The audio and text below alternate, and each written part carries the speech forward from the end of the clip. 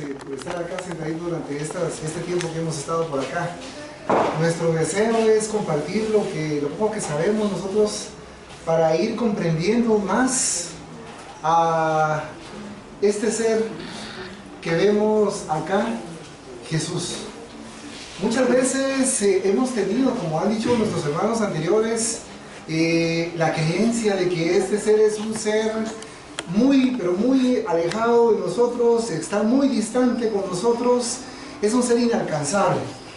Y muchas veces hemos pensado también, como bien decía nuestro hermano también Neri, como que si también nuestro hermano Jesús fuera parte de Dios, porque eso nos lo han enseñado a nosotros durante muchos años, durante cientos de años nos han dado esa idea, ¿verdad? Pero el espiritismo, como ciencia, como filosofía y como religión, nos va dando un perfil de ese ser tan maravilloso que es Jesús de Nazaret. Porque es un ser tan amoroso que normalmente lo vemos nosotros como desde un punto de vista religioso solamente, ¿eh? Como que es un hermano mayor o un ser superior, y lo vemos desde el punto de vista, como les digo, de las enseñanzas que él ha dejado, pero solo religioso. Pero no pensamos en Jesús como nos da a entender el espiritismo, como un ser que fue creado también así como nosotros, sencillos e ignorantes, que como bien Luis nos mostró también, desde dónde venimos acá como sencillos e ignorantes. Entonces nosotros queremos dejarles la idea también, especialmente yo también, de que piensen en Jesús no como un ser tan lejano, sino un ser que está lleno de esa experiencia que nosotros vivimos el día a día, porque Jesús ya fue panadero, ya fue zapatero, ya fue agricultor, ya fue mecánico, ya fue chofer, ya fue médico, ya fue arquitecto, ya fue psicólogo, ya fue matemático, ya fue físico, ya fue biólogo, ya fue farmacéutico y cualquier otra herramienta que nosotros podemos pensar para poder defendernos en la vida. Este ser que estamos viendo acá, Jesús, ya lo fue. Ya lo fue. Porque no existen injusticias en la creación de Dios. No podemos pensar que desde el inicio de los tiempos ya fue creado Jesús con esa estatura espiritual. Entonces podríamos a pensar, pero ¿por qué Dios tiene esas injusticias y nosotros nos hace que estemos evolucionando, pero ya desde un principio ya hay seres creados como Jesús, ¿verdad? Nosotros no podemos pensar que hay un Dios injusto, sino que es un Dios justo. Entonces, como el espiritismo nos va diciendo que existe la evolución y que hay muchas existencias para poder evolucionar, entonces ya vamos comprendiendo que así como es Jesús, nosotros llegaremos a ser algún día como esa estatura de él.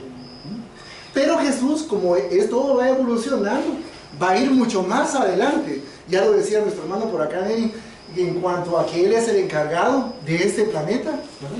Y él hizo la promesa también de que ninguna de mis ovejas iba a descuidar de su rebaño. Y este rebaño es todo este planeta Tierra que vemos nosotros acá, todos los seres que están encarnados y todos los seres que están desencarnados, todos ellos formamos parte de ese rebaño de nuestro Maestro Jesús de Nazaret. Y él hizo esa promesa que nos iba a cuidar y nos iba a enseñar ese camino. Entonces, veamos ahora cómo este ser tan amoroso, que no tenía necesidad de venir a encarnar acá a este plan de expiación y de pruebas, pero por amor a nosotros lo hizo y vino acá, porque ya era necesario, ya había mandado a muchos hermanos, pero él tenía que venir acá a dar ejemplo de que sí se puede hacer, de que no es un asunto de que muy lejano, no. Ya decían nuestros hermanos que es el mejor ejemplo que tiene nuestro planeta Tierra para poder seguirlo, ¿verdad? Entonces no veamos a Jesús de Nazaret como aquel ser inalcanzable, aquel que está muy lejano de nosotros, sino veámoslo a él, como bien decía el hermano, no como Dios, sino como nuestro hermano mayor, como ese hermano que está caminando con nosotros. Por eso me encantó esta imagen, porque aquí vemos que no está arriba, no está por abajo ni a un lado, sino está nosotros apoyándonos y está a la par y nos está diciendo, bueno, nos está acompañando en este camino y nos dice, bueno, se puede y yo les voy a mostrar este camino. Entonces veamos ese mensaje y como dice ahí, caminemos con Jesús. Y Él nos hace esa invitación de caminar con Él. Pero ¿cómo vamos a hacer ese camino? Entonces Él nos dice, bueno, yo los voy a sostener a ustedes. Y Él nos dice también en su palabra, y vamos a ir tratando de desentrañar poco a poco algo, ir buscando, porque ya bien decían unos hermanos acá que cuesta un poco entender lo que se dijo Jesús en su momento, o lo que se escribió de Él en ese momento. Y entonces nos dice que el yugo ligero, dice, venid a mí todos los que sufrís y estáis sobrecargados, yo os aliviaré. Tomad mi yugo sobre vosotros y aprended de mí, que soy manso y humilde de corazón, y encontraréis reposo para vuestras almas, porque mi yugo es suave y mi fardo es ligero. San Mateo capítulo 11, versículo 28, 29 y 30. Y nos dice también, esta es parte, un extracto del Evangelio según el Espiritismo, y nos dice, todos los sufrimientos, miserias, desengaños, dolores físicos, pérdida de seres queridos, encuentran su consuelo en la fe en el porvenir y en la confianza en la justicia de Dios que Cristo vino a enseñar a los hombres, para el que nada espera después de esta vida o que simplemente duda. Al contrario, las aflicciones caen sobre él con todo su peso y ninguna esperanza viene a mitigar su amargura. Esto es lo que hizo decir Jesús, venid a mí todos los que estáis fatigados y yo os aliviaré. Dice, sin embargo Jesús pone una condición a su asistencia y a la felicidad que promete a los afligidos. Esta condición está en la ley que enseña. Su yugo es la observancia de esta ley. Pero ese yugo es ligero y esa ley es suave, puesto que impone por deber el amor y la caridad, ¿verdad?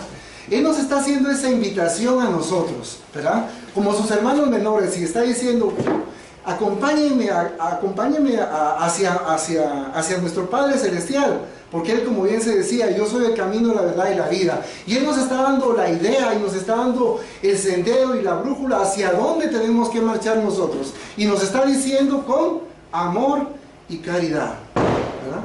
Amor y caridad, el amor que emana de nosotros y ese servicio a nuestros semejantes. Y entonces nos dice, esa ley, bueno, esa ley que debemos seguir. Pero muchas veces nosotros no seguimos esa ley que nos están dando. Y entonces, ¿qué sucede cuando en el diario vivir? El evangelio de Él es esa ley que nos está dando y nos está diciendo que es el amor y la caridad. Y nos dice, si me amáis, guardad mis mandamientos y yo pediré a nuestro Padre y Él os enviará otro Consolador para que permanezca eternamente con vosotros, el Espíritu de verdad, que el mundo no puede recibir porque no lo ve ni lo conoce, mas vosotros lo conoceréis porque permanecerá con vosotros y estará en vosotros. Fíjense, está resaltada esa parte, dice que el Espíritu de verdad permanecerá con vosotros y estará en vosotros. ¿Cómo podemos entender nosotros que el Espíritu de verdad va a permanecer con nosotros y va a estar dentro de nosotros? Reflexionemos, ¿cómo eso? Porque a veces nos podemos a preguntar, bueno, ¿el Espíritu de verdad es un espíritu? ¿Es un equipo de espíritus? ¿O qué es? ¿O es algo simbólico? Pero aquí nos dice acá, dice, más el Consolador, que es el Santo Espíritu. Fíjense, dice, que es el Santo Espíritu, que enviará a nuestro Padre en mi nombre. Él os enseñará todas las cosas y os recordará todo aquello que yo os he dicho. San Juan capítulo 14, 15, 16, 17 y 26. Nos está hablando del espiritismo. El espíritu que está dentro de nosotros. ¿Cuál es ese espíritu que está dentro de nosotros? Ya sabemos que nosotros que este cuerpo que está acá, dentro de nosotros hay un espíritu. A ese espíritu es al que se está refiriendo también. Y no solo al espíritu que está dentro de nosotros, sino a los espíritus que están a la par de nosotros. A esos espíritus, a ellos se refiere, ¿verdad? Entonces dice aquí, Cristo dijo, bienaventurados los afligidos, porque ellos serán consolados. Pero ¿de qué forma se puede ser feliz sufriendo si no se sabe por qué se sufre? El espiritismo le muestra la causa en las existencias anteriores y en el destino de la tierra, donde el hombre espía su pasado, le muestra su objeto, indicando que los sufrimientos son como crisis saludables que conducen a la curación y que son la depuración que asegura la felicidad en las existencias futuras.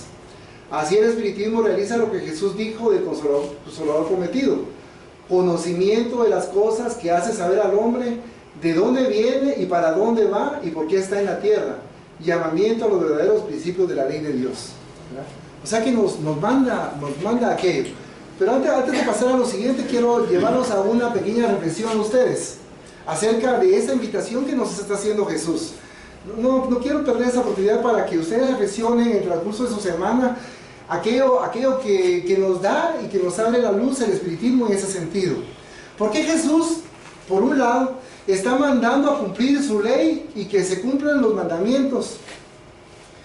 Y por otro lado, para que reflexionemos en las religiones tradicionales, que no es el espiritismo, no importa cómo nos comportemos nosotros durante la semana, no importa, porque el fin de semana cuando vayamos, por ejemplo, y es como crítica constructiva, si vamos nosotros el domingo y vamos a confesarnos, ese día todas las faltas van a ser borradas. ¿Cómo queda entonces ese mandamiento de Jesús? Y por otro lado, si nos dicen, bueno, levantamos nuestra mano y entonces al levantar nuestra mano ya vamos a aceptar a Jesús, y por el hecho de Jesús, la sangre de Jesús va a borrar nuestras faltas y nuestros pecados, ¿verdad?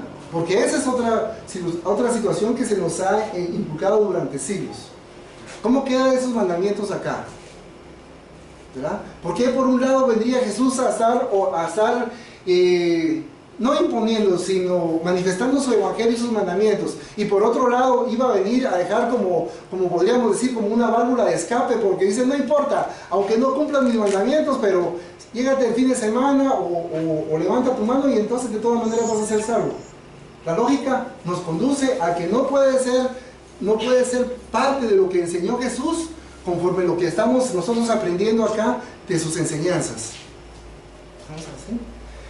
Y entonces, aquí habla precisamente ese cumplimiento de esa ley, lo que se preguntaba, ¿cómo puedo yo ser mejor?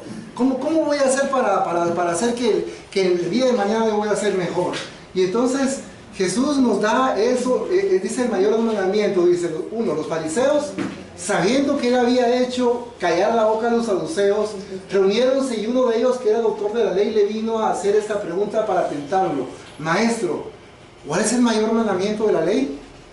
Jesús le respondió: amaréis al Señor nuestro Dios con todo vuestro corazón, con toda vuestra alma y con todo vuestro espíritu, a Dios. Este es el mayor y el primer mandamiento. Y he aquí el segundo, que es semejante a aquel: amaráis a vuestro prójimo como a vosotros mismos. Toda la ley y los profetas se resumen en estos dos mandamientos. San Mateo capítulo 12, versículos 34 y 40. Tan sencillo a la vez y tan complejo, mis hermanos. Si nosotros siguiéramos esta regla ahora que nos dejó nuestro Maestro Jesús de Nazaret, en el sentido de que todas aquellas acciones que nosotros tenemos para nuestros semejantes, tanto actuar físico como los pensamientos, hiciéramos nosotros lo que quisiéramos que nos hicieran a nosotros, pues no habría necesidad ni siquiera, mis hermanos, de los 10 mandamientos que se dejaron en la época de Moisés. Porque al aplicar este mandamiento y esta norma, se resume todo lo anterior que se había dado en la época mosaica, y que Jesús vino a enseñar que Dios es amor, y ahí es uno de esos mandamientos. Y dice ahí: haced a los hombres todo lo que queréis que hagan por vosotros, porque es la ley y los profetas. Tratad a los hombres de la misma forma que quisieras que ellos os tratasen. Pero pónganse a pensar ustedes, ¿por qué Jesús está en estas palabras de Jesús y con tanta importancia hace 2000 años? ¿Por qué Jesús lo recalca tanto? ¿Por qué? ¿Por qué lo hace Jesús? Porque Jesús, como él ya tenía conocimiento de toda la serie de encarnaciones que él mismo había vivido en su largo recorrido para llegar a ser un espíritu perfecto, un espíritu puro, sabía y tenía el conocimiento que era mejor utilizar este camino y no caer en la ley de causa y efecto y en la expiación y en las pruebas también que se han producido, ¿no? Porque si yo le hago mal a mi semejante, ¿qué va a suceder? Yo voy a recibir ese mal. Y Jesús lo sabía. Y por eso nos estaba mandando nosotros a amar a Jesús como a nosotros mismos. Entonces, mis hermanos, tratemos nosotros de llegar precisamente a ese entendimiento y a ese camino que nos ha dejado nuestro Maestro Jesús de Nazaret, y llevemos ese pensamiento para llevar a nosotros, a nuestros hogares, y reflexionar acerca de que podemos caminar con Jesús, y si es posible. Gracias.